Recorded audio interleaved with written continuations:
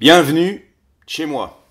Alors, avant-dernier numéro de Politeia. Je tenais à réaliser une dernière vidéo sérieuse, si je puis dire, c'est-à-dire philosophique. La prochaine fois, je terminerai sur du pur divertissement, puisque je parlerai du deuxième tour de la présidentielle. Au beau milieu de cette grande farce hexagonale, je voulais revenir aux fondamentaux. On verra à cette occasion si j'arrive à tomber sous la barre des 50 vues. Alors, pourquoi ce titre énigmatique, les lois et l'amitié? Ce que je veux mettre en balance, ce sont deux conceptions différentes des rapports humains aux antipodes, l'une de l'autre. Vous verrez peu à peu où je veux en venir et le lien avec l'actualité. Commençons par rappeler en quelques mots notre situation politique actuelle. Nous sommes une nation de 66 millions d'âmes, plus ou moins conscients de ce qui nous réunit, et invités à échéance régulière à élire des gens pour lesquels le pouvoir est un job qui rapporte.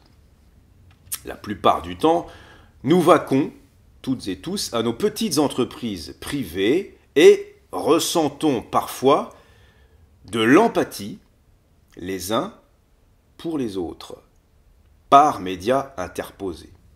Et bien souvent, lorsque survient un drame, une catastrophe naturelle, une épidémie, un attentat ou autre. Cette empathie épisodique découle d'un problème d'échelle. 66 millions d'habitants, alors que chacun de nous n'en connaîtra réellement que, tout au plus, quelques milliers dans toute sa vie. Néanmoins, une cohésion à minima est assurée par le fait que nous partageons, tous les 66 millions, un certain nombre de choses. Premièrement, une langue commune.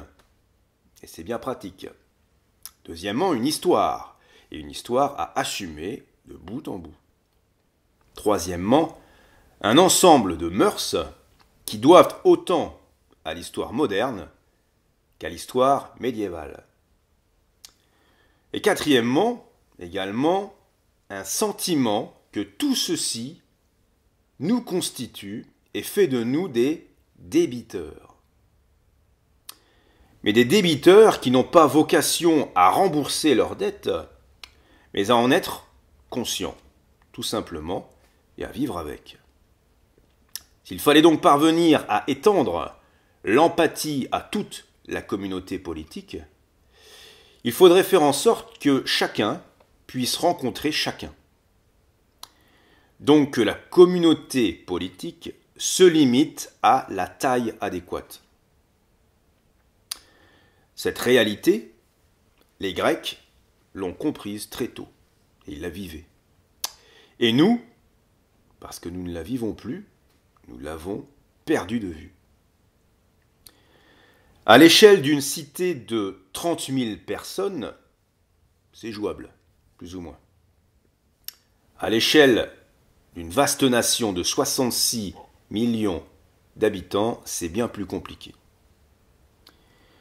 Pour pallier le problème d'échelle, il faut qu'un sentiment d'appartenance puisse s'appuyer sur ce dont nous parlions à l'instant. Une langue, une histoire, des mœurs, c'est-à-dire des habitudes de vie en commun. Aristote, mon cher Aristote, le premier, s'est penché sur les conditions d'une vie politique appropriée, et en particulier sur ce qui détermine la communauté politique idéale.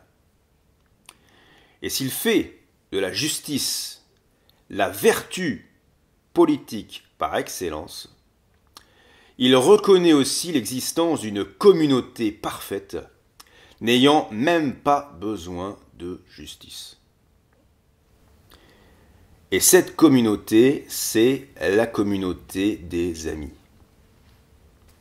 L'amitié, que tout le monde connaît, moi j'espère pour vous, inclut et transcende l'idée de justice. Entre amis, normalement, on n'a pas besoin de demander à l'État de veiller à nos intérêts, car nos intérêts se confondent bien souvent avec ceux de nos amis.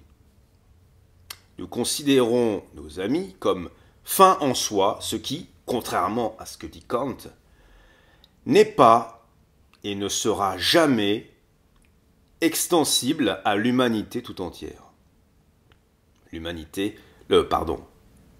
L'amitié reste locale. L'amitié, c'est quelque chose qui se construit, qui s'entretient, qui se défend. Ça n'est pas quelque chose de contractuel à proprement parler. Ce n'est pas qu'une affaire de choix. Nous sommes prédisposés à nous entendre avec certains plus qu'avec d'autres. Nous ne sommes libres que dans le fait de nous doter des moyens, ou pas, d'initier et de nourrir une telle amitié. Et je ne parle pas de l'amour qui, parfois, nous rend plus esclaves encore. Mais l'immense avantage de ce type d'attachement, qu'est l'amitié, c'est qu'il lie les êtres les uns aux autres et les enjoint de se porter mutuellement assistance. C'est donc une chose à laquelle nous devrions toutes et tous être sensibles aujourd'hui. Mais ceci implique de penser les limites d'une communauté où ce type de rapport humain reste envisageable. Bien entendu, il est impossible de faire de chaque Français l'ami de n'importe quel autre. Mais on peut au moins leur faire comprendre ce qu'ils partagent de manière tangible. C'est ce que j'appelle le commun. Et le bon côté du commun, c'est qu'il rassemble. Le mauvais côté, c'est qu'il rassemble ce qui a vocation à l'être. C'est-à-dire à partager réellement quelque chose, et donc il discrimine vis-à-vis de ce qui n'a pas vocation à partager la même chose. Et ça, aux yeux de certains, c'est inadmissible. C'est un crime de lèse-tolérance, en quelque sorte. Aristote s'emploie pourtant à dire, d'une part, qu'il n'y a du politique que quand il y a du commun, et d'autre part, que le commun n'est pas le social, mais il l'englobe, il le dépasse. Donc il n'y a du politique que quand il y a du commun, et le commun excède le social. Par parenthèse, étymologiquement, politique vient du grec polis, qui signifie cité, c'est-à-dire une communauté circonscrite géographiquement et, très important, réputée autosuffisante. Je vais y revenir. On a donc d'un côté la communauté réduite des amis, celle où l'on peut se passer de justice et donc de loi, et de l'autre une communauté plus étendue et où sont en vigueur un certain nombre de choses en commun pour pallier l'amitié. Et plus on s'écarte de l'amitié, plus on a besoin de loi. Ceci nous amène à aller à l'encontre d'une idée fausse mais très tenace consistant à dire qu'un maximum de lois protège de la tyrannie et garantit l'exercice démocratique. Eh bien non. Chaque loi, au contraire, doit être interprétée comme une défaite démocratique, dans la mesure où elle témoigne du fait que l'on n'a pas réussi à se mettre d'accord sans elle, d'égal à égal, comme le feraient des amis. Alors bien sûr, à tout prendre, mieux vaut pléthore de lois que l'anarchie et la loi du plus fort. Mais à vivre dans des sociétés, et non plus dans des communautés, dans des sociétés de plus en plus étendues et hétérogènes culturellement, on en est venu à perdre de vue combien la loi n'est qu'un moindre mal et combien la profusion des lois pouvait être néfaste. C'est précisément le cas du monde archi-bureaucratique et technocratique auquel nous convie l'Union européenne. Et c'est sur ce sujet primordial que je vais maintenant conclure mon propos. Alors pour un certain nombre de Français, La France, leur pays, a vocation à disparaître et à se fondre dans l'Union européenne. Probablement l'Union européenne a à se fondre dans quelque chose de toujours plus grand. Certains y voient comme un mouvement spontané de l'humanité. D'autres, plus prosaïques, voient en l'Union européenne un moyen de profiter du confort de la zone euro, ou du moins de ce qu'il en reste, pour pouvoir consommer tranquillement. Tous ont troqué au passage les nécessités de l'action politique réduite à sa portion congrue. On vient de le voir aujourd'hui, enfin il y a quelques jours, lors du premier tour de la présidentielle. Je ne pense pas qu'il y ait beaucoup de gens qui soient aujourd'hui convaincus d'être personnellement dotés ne serait-ce qu'une petite parcelle de pouvoir politique. On n'en a plus. Ces gens qui ont massivement voté pour Macron et Fillon, dans une moindre mesure, ont plus ou moins un projet de société en tête. Ils martèlent à tout le monde qu'ils sont pour, entre guillemets, je les cite, l'ouverture. L'ouverture perpétuelle, l'ouverture aveugle, l'ouverture en soi. Mais sans jamais, finalement, définir ce que c'est que l'ouverture, ni ce que ça engendre. Alors, suite à ce que je viens de raconter, je vais le faire pour eux. Par ouverture, il faut bien sûr entendre la quête d'un monde sans frontières, où il n'y aurait plus d'étrangers à soi et plus de limites au libre commerce sous toutes ses formes. Et paradoxalement, un tel monde, c'est également un monde où la seule chose commune serait la volonté de n'avoir justement rien en commun. Et en vertu de ce que nous avons dit auparavant, un tel monde sans frontières, c'est donc aussi un monde où l'amitié est une denrée rare, ou du moins peu étendue, et où des lois impersonnelles sont, elles, toutes puissantes. Mais il y a plus grave, et ces gens-là ne s'en rendent même pas compte. La plupart du temps, ces doux rêveurs font un amalgame entre société ouverte, entre guillemets, et démocratie. On leur a compris, dans leur esprit, deux choses auxquelles on leur a appris à vouer un véritable culte ne peuvent qu'être en osmose. Bien évidemment. Mais ça fonctionne chez des gens qui ont cessé de se poser des questions et qui préfèrent déléguer cette corvée à des mercenaires de la pensée politique, puis à répéter. En réalité, quand on a dessous de jugeote, on comprend vite que c'est le contraire qui est vrai. On ne peut pas avoir et la globalisation sans frontières et le levier démocratique. C'est l'un ou l'autre. La démocratie, comme nous l'ont appris leurs inventeurs, n'est possible que dans des communautés de taille adéquate et bénéficiant d'une cohérence, si ce n'est d'une homogénéité culturelle. En clair, elle est par définition, la démocratie, enracinée. Ce n'est pas un mode de vie, c'est un instrument politique. Et aujourd'hui, on a perdu de vue l'instrument politique et chacun considère la démocratie comme un mode de vie, un confort individuel. Et plus on s'éloigne d'un tel schéma, le schéma de l'enracinement, plus on tend vers ce qu'on pourrait qualifier de l'empire.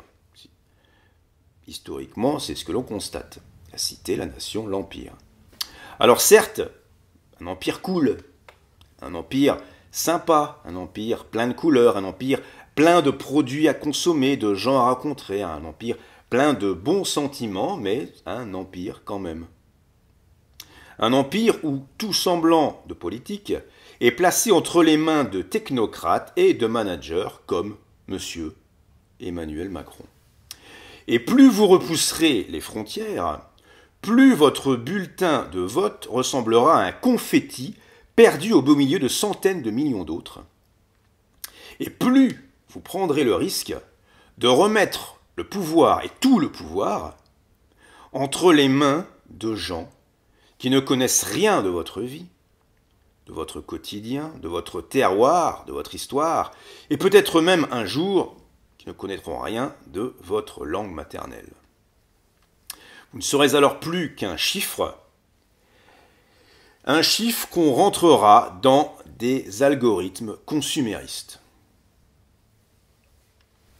Alors je voudrais dire aux gens concernés, vantez l'ouverture tant que vous voulez, snobez le local et l'enracinement, mais de grâce, soyez honnête avec vous-même et faites votre deuil de l'idée de démocratie. Laissez-la au pecno pour laquelle elle a été pensée. Alors, je mentionnais tout à l'heure le fait que sans le sentiment d'appartenance, pas de commun, et sans commun, pas de politique.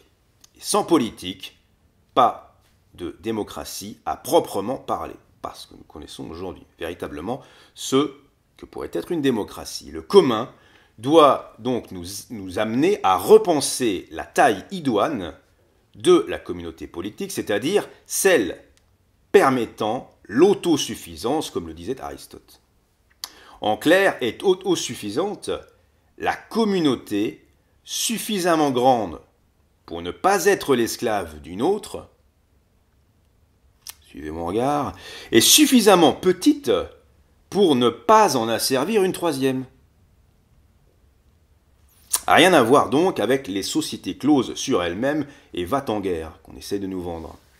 Enfin, la notion d'autosuffisance forme un couple immuable avec celle de souveraineté.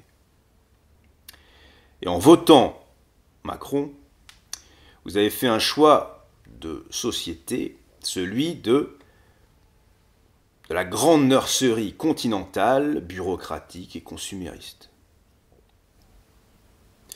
C'est un choix tout à fait légitime, mais il faut l'assumer. Il faut voir ce que vous perdez à côté. Vous avez perdu, à côté de ça, vous avez abandonné l'idée de souveraineté et la possibilité d'une refondation véritablement démocratique. Et la figure de Le Pen, franchement, est très accessoire vis-à-vis de tout ça.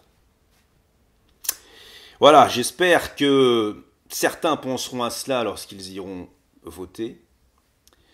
Et en particulier les 8 millions de sans-dents qui ont voté pour Hollande bis. J'espère que vous penserez à cela quand vous voterez. Je vous remercie de votre fidélité pour les gens qui m'ont été fidèles. Je vous retrouve très bientôt pour une dernière émission que je consacrerai, comme je l'ai dit, au deuxième tour de la présidentielle. J'essaierai de vous proposer un point de vue singulier. Et puis, d'ici là, je vous souhaite bon courage. On va en avoir besoin dans les années à venir. Et encore merci. N'oubliez pas de partager cette vidéo. Et à très bientôt.